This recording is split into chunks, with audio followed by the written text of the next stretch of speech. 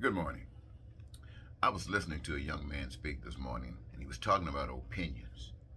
And I guess he was saying that to the degree that perhaps you shouldn't put that much credit on opinions, that everybody got them and they're not that important. So I'm thinking to myself, I if everybody got opinions, then maybe opinions are important. I mean, what is more important? A law? What does a law do? It expresses an opinion. It chooses and try to authenticate, legitimize above others, but it's still just an opinion. And we're all entitled to our opinions, and sometimes we find out that our opinions is superior to the law, and we must express that. For instance, we talk about freedom. Freedom, what does that really mean outside of ourselves? Freedom. Does our freedom allow us to impose on others something that perhaps would inhibit their freedom? I would think if you were in that position, you would disagree. So you don't have to be in that position to disagree. So if you run across a person that perhaps whose sexuality is different than that of yours, wow, what do when you run into new things? If you're interested, you learn from it. If you're not interested, you stay back from it. But that's your judgment right there. That's the limit of your judgment. You have nothing else to say about another person's legitimacy. Well, we can associate that with uh, any other thing. We talk about gay people. We talk about people who smoke. Let's say smoke pot. That's just marijuana.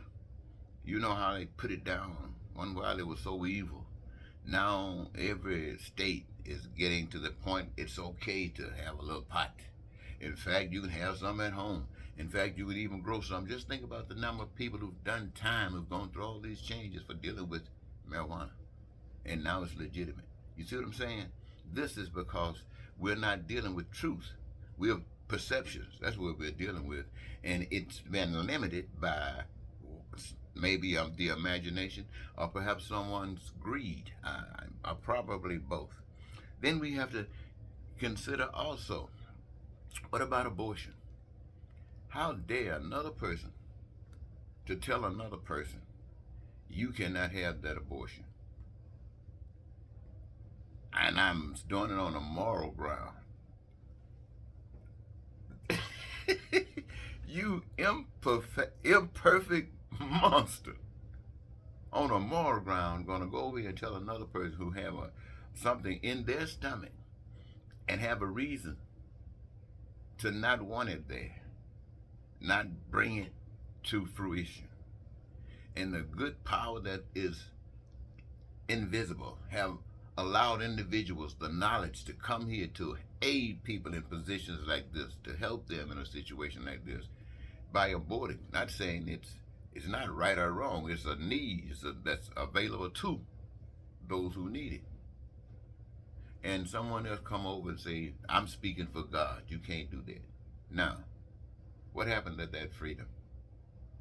Will you having force that young lady to bring this baby into a world where she has no means of anything, but you are forced? Now, are you to take care of this kid just like it's your adopted kid suffering basically for nothing because you remember, are the one who's speaking for God? Or did your God duty end after the baby was born? Well, we have to think about these things, ladies and gentlemen. We have to really give it some real good thought. And not only that, what about people who are prostitutes? Oh man, everybody, well, most of the men take advantage of prostitutes. Every prostitute that there is, there's some man somewhere dealing with it. But we talk about prostitutes as if that's some greater sin or something. But I want to ask you this: why would a person prostitute themselves? Oh, you don't say have to why. Why would a person? You know why they prostitute themselves. For money. And in your godly divine love, I'm talking to you because somebody told you about a God that is a cheap God. That's not a God of love. Because what you're doing, it's evidenced by how it affects others. You want to start putting people down for all through the scriptures, putting people down who prostitute themselves. You left these people no other means of supporting themselves except, and you might try to say, well, you could have now, you can't tell them what they could have done. They find that this is the way they support themselves in a system that says this will help you. And rather than fix the system so that person can't use that as an excuse, you want to pass a law. You want to put people in jail. See, ladies and gentlemen, all of this is to show you, to tell you, to let you know how far you are away from the truth. Now, I just take about see things, and I see how they affect us, we as people, and I be wanting to share this stuff with you because a lot of times you're not going to get this conversation. I never got this conversation unless it was a spiritual conversation. Let me ask you this. Over the past week, we heard about an earthquake in Turkey and in Syria, I believe. Now, on some of the media sources, they've been able to show, scenes of the destruction. In some of those places, the scenes, oh my God, it looks like big cities just demolished. No war could have done any more devastating than this. And the lives lost by the thousands, mothers, fathers, sisters, brothers. So, oh my God, just squashed. In the bed sleep, the earth roars and the buildings come tumbling down, and you, the people, are squashed. Imagine, if you can, your city, big cities or small cities or towns, or just your little village. Imagine waking up, if you are blessed enough, to that kind of devastation. Imagine that.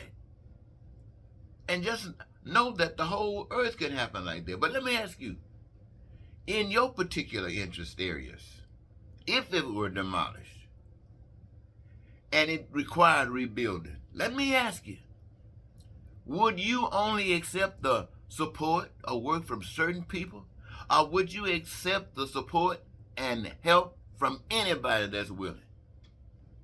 I believe, I'm not sure, that you'd be willing to accept it from anyone that was willing. It wouldn't matter about their nationality, wouldn't matter about their ethnicity, wouldn't matter about the shade, the texture of their hair, the color of their eyes. It wouldn't matter about any of that, but are they willing? Do they have something that they can do to help? Can they just move some of the debris out of the way and clean some space so somebody else can come in and do something else to meet another need? Would you be willing to accept that? Or would you reject some of it for some other reason? I believe you would be willing to accept it. But let me ask you something else. Let's stretch that out a little bit.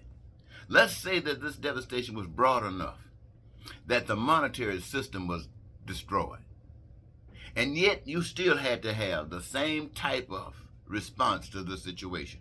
Rebuild or what? Let me ask you, if there is no money to be made, if there is nothing that you can put your hands on to say you got what money gave you before, what do you do? Do you sit around and do nothing? A nation demolished and you, the people, got the same needs that you've always had? Do you sit around and do nothing because there's no money? Or do you get up utilizing the same skills that you used before and build homes? Do you go out there and prepare food so people have?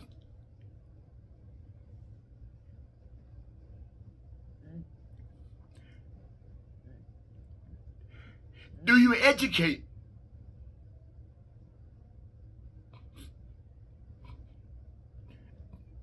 Do you help the sick?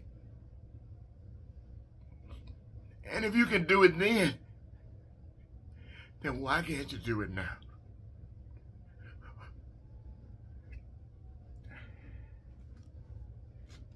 Freedom, my friends. opinions. To me, that's the best opinion I've heard.